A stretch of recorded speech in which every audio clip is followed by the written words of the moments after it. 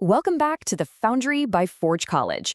Well, after our last explainer where we dove deep into Ethereum and the whole ERC-433 setup, I really hope you kept your interchain passports handy, because today we're hopping right back into the Solana ecosystem.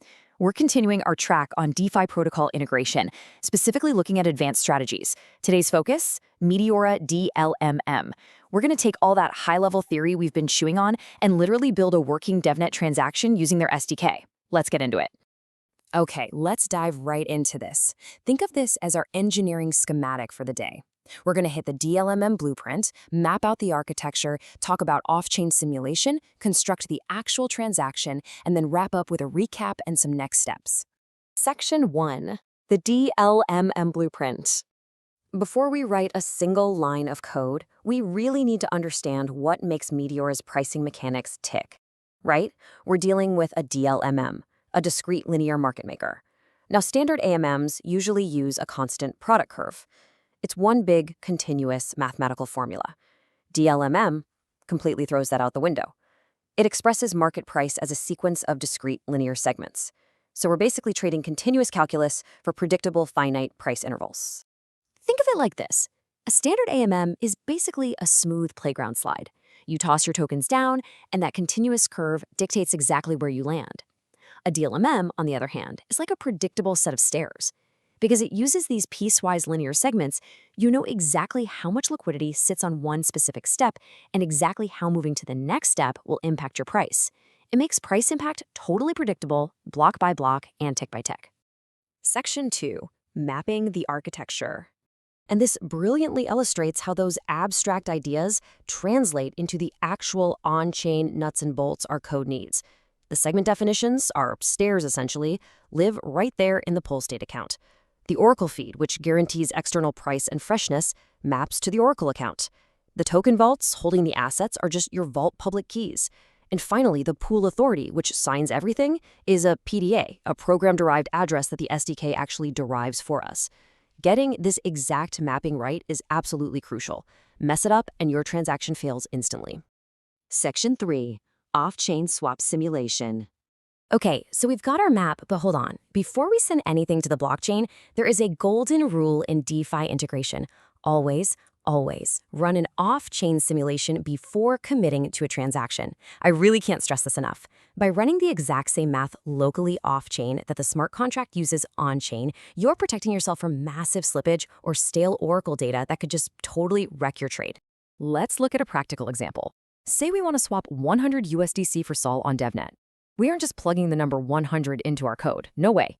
Our simulation input is actually 100 million. Why? Because the Solana token program strictly requires us to account for decimal places. USDC has 6 of them, so 100 USDC is 100 followed by 6 zeros. It seems like a tiny detail, but honestly, forgetting those extra zeros is a classic engineering trap that will absolutely ruin your whole week.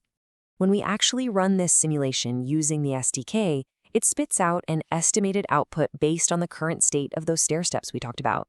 From there, we calculate a safe minimum output. If the simulator's estimated output suddenly drops below our required minimum, maybe because of market movement or slippage, we just abort. We pull the plug. We don't send the transaction. It's the ultimate failsafe to protect your assets. Section 4. Constructing the transaction. We've planned, mapped, and simulated. Let's actually build the thing. By the way, diving this deep into the code and turning abstract concepts into robust applications is a massive part of the advanced courses over at Forge College. Here are the 5 specific stages to construct and execute our swap using the SDK. 1. Gather your runtime inputs, like fetching the pool state and the Oracle price. 2. Compute your expectations off-chain, just like we just talked about. 3. Assemble those accounts and authorities. 4. Run a strict validation checkpoint. And finally, step 5, sign and submit to the network. Let's zoom in on initializing the SDK client. It starts simply enough with new Meteora client. We pass in the connection and the pair. But here's the magic. This step binds the pair signer directly to the client right from the jump. This means the SDK can automatically attach the right authorization to all the token transfer instructions later on, saving us from having to manually wire it up every single time. It is a huge time saver. So the crucial point is right here at step 4, our validation checkpoint pre-flight. Before we ever let our code sign that payload, we have to ask these questions. Is the predicted output greater than our minimum allowable? Is the Oracle data fresh, meaning it's within the slot threshold? Are the accounts actually owned by the correct owners? And do we have sufficient token decimals? If any of those answers is no, we stop dead in our tracks. Separating the build phase of a transaction from the submission phase is exactly how you keep funds safe in Web3. Section 5, Recap and Next Steps. Let's wrap up this schematic and review the machine we've engineered today.